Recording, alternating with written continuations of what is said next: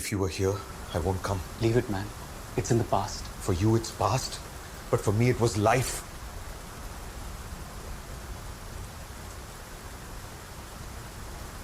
Sorry. ഇത് ഞാൻ ലൈബ്രറിയിൽ നിന്ന് തൂക്കിയ ബുക്കാണ്. ഇതുകൊണ്ടാണ് ഞാൻ എല്ലാവരെയും ഇവിടെ വിളിച്ചത്. ഇതൊരു സാധാരണ പുസ്തകമല്ല, ഈജിപ്തിൽ നിന്നുള്ളതാണ്. പക്ഷേ ഈ പുസ്തകത്തിന്റെ കഥ പറയുന്നത് മറ്റൊന്നാണ്.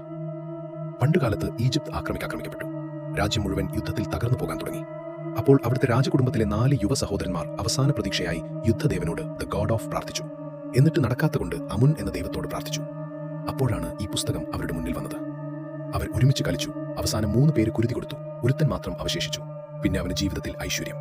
എല്ലാ യുദ്ധങ്ങൾ ജയിച്ചു മുന്നേറി. അതായത് ഈ പുസ്തകത്തിലെ കളി കളിച്ച് ജയിച്ചാൽ ജയിക്കുന്നവന്റെ എല്ലാ ആഗ്രഹങ്ങളും നടക്കും.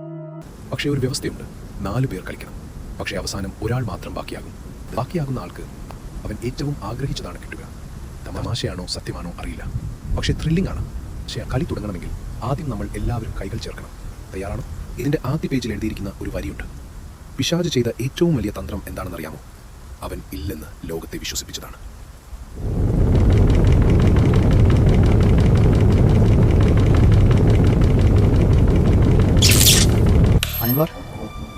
അൻവർ, ഡാ എഴുന്നേൽക്ക്.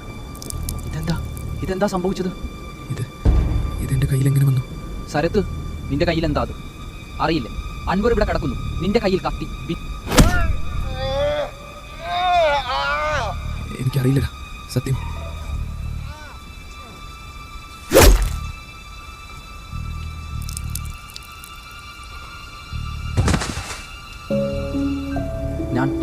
ഞാൻ ഉദ്ദേശിച്ചില്ല.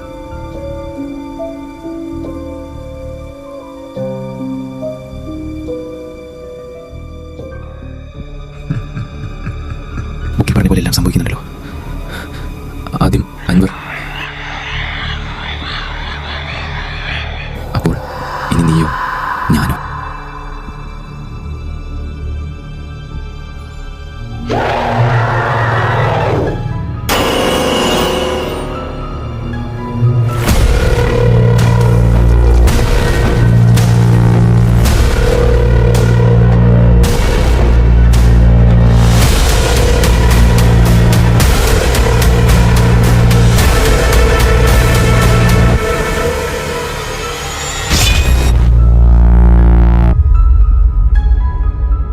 ക്ഷമിക്കണം, എനിക്കിത് ചെയ്യാൻ പാടില്ലായിരുന്നു.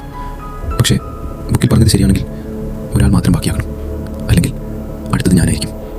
സമീർ, ക്ഷമിക്കണ്ട. എനിക്ക് മരിക്കണ്ടായിരുന്നു. എനിക്ക് വേറെ വഴിയില്ലായിരുന്നു.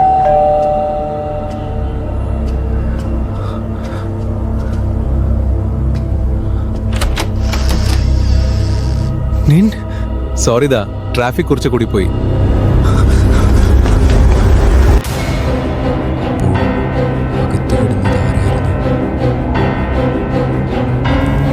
അൻവർ, നീ ഇവിടെയാണെങ്കിൽ അപ്പോൾ അവിടെ കിടന്നത് ആരാ?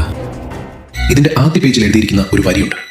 പിശാച് ചെയ്ത ഏറ്റവും വലിയ തന്ത്രം എന്താണെന്നറിയാമോ? അവൻ ഇല്ലെന്ന് ലോകത്തെ വിശ്വസിപ്പിച്ചതാണ്.